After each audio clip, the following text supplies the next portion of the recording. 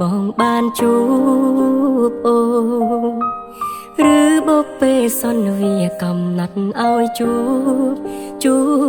នលើកទី1ហើយដែលបេះដូងបងបាំងចិត្តស្រឡាញ់ផងខ្លួនលត់កន្ត្រាំងទាញបេះដូងឲ្យញាប់ញ័រតែក៏ដឹងថាបានត្រឹមលួចស្រមៃព្រោះបងហើយនឹងស្រីនៅភពផ្សេងគ្នាតែពេញចិត្តព្រមទទួលទោះដឹងយើងមិនអាចជួបគ្នាក៏បេះដូងរកទៀមទានៅក្បែរ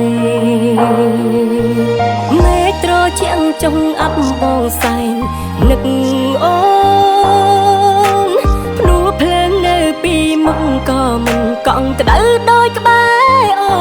នសន្សំធ្លាក់ស្រោចកាយផ្ដាសាយក៏ស្ដាយពេលបាននឹកដល់ស្ងួនអធិពលស្នេហ៍ចូលជ្រាបពេញខ្លួនវងវែងតើថ្ងៃណាអូនត្រឡប់មកទីនេះពេលនេះវេលានេះបងស្ទើររកចិត្តព្រោះតែអូនបើមានឱកាសម្ដងទៀតមែនបងនឹងសារភាពប្រាប់ទៅស្ងួនទោះចម្លើយអ្វីក៏បងនេះព្រមទទួលទាំងស្ងប់ចិត្ត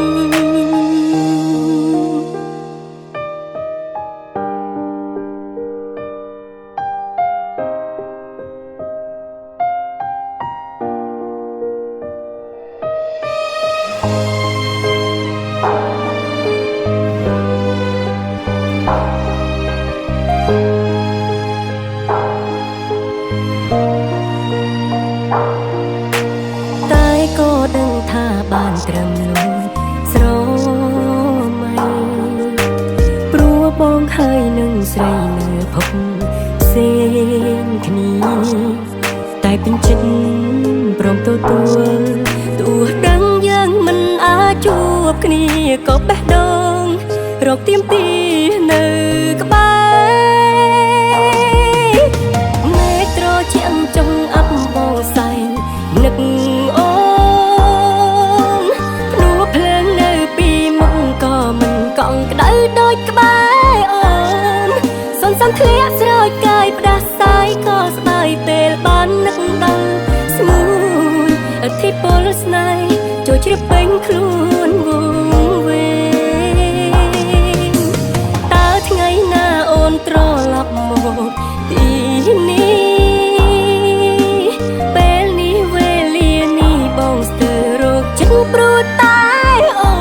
នបើមានឱកាសម្ដងទៀតមែនបងនឹងសារភាពប្រាប់ទៅស្ងួនទោះចម្លើ